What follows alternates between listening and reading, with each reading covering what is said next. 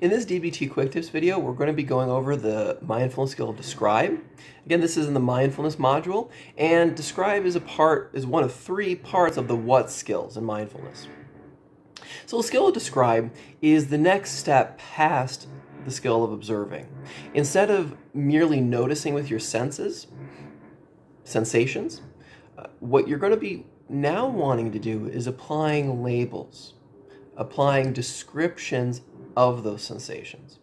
And this skill is really important because here what we're really targeting is that moment in between genuinely describing what you're experiencing, again with those 5 senses, and putting a judgment on others. Now this is very key because obviously it's true that we can't actually fully be aware, or often if we are, it's not the whole entire story. We can't fully be aware of other people's experiences and emotions. We can describe what we see.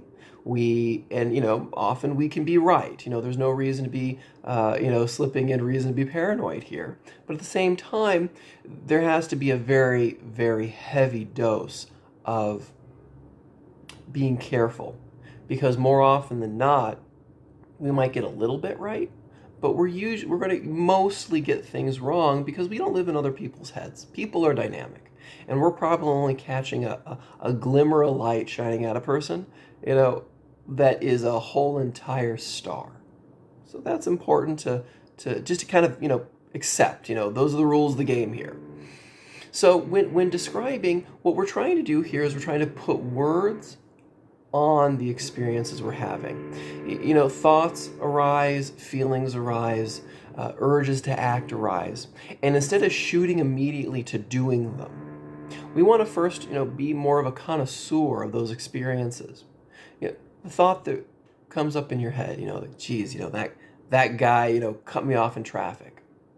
Well, there's going to be a thought there, and there's, that idiot, and there is going to be a feeling there.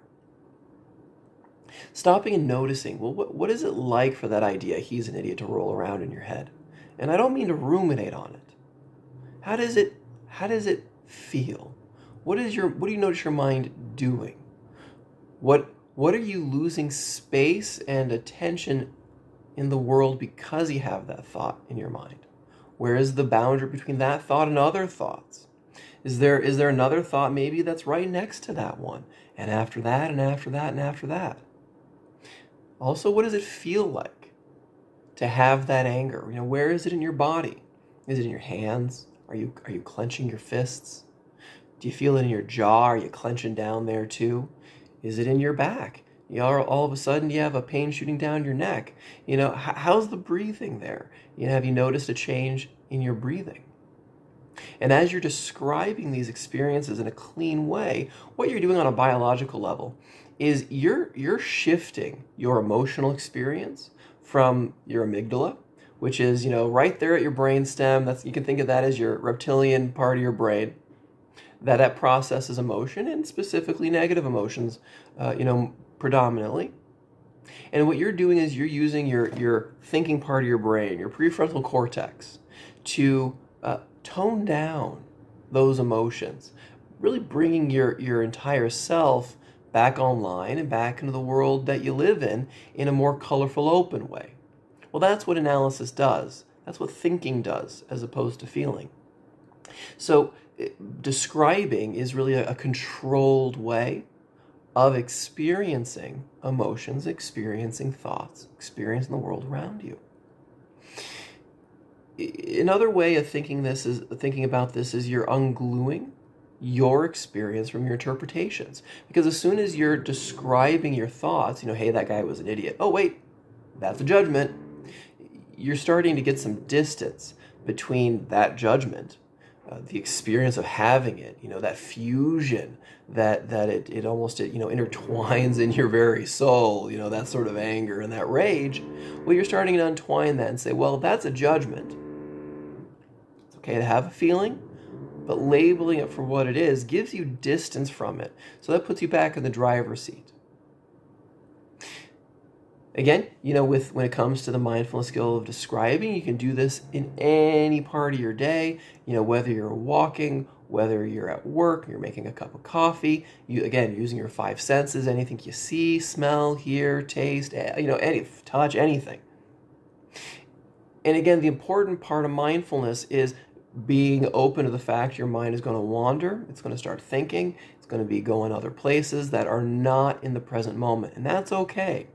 Hey, maybe your mind is even going to start criticizing the mindfulness exercise you're doing. Again, that's fine.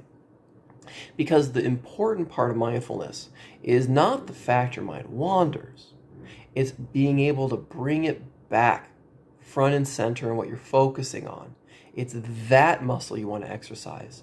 Bring it back, bring it back, bring it back. Being able to work this into your day, I'd suggest starting out, 5 minutes every day. Then, maybe next week bringing it up to 2 times 5 minutes every day. And hopefully bring it up to 10 minutes a day, twice a day. And that would be a seriously good goal to work towards. And it's hard, but, starting small is the key here. But getting to that target is where you're going to see the most massive gains in reduction of depression, anxiety, increase of focus, increase of being able to be more effective in social situations. And this skill, mindfulness, even increases work productivity. You're liable to make more money doing this. So it's not a waste of time. I hope this video was helpful. If you like it, go ahead and give it a like or share it with your friends. You can leave a comment in the comment box or check out my website and shoot me an email. And if you want to support my work, you can check out my Patreon account.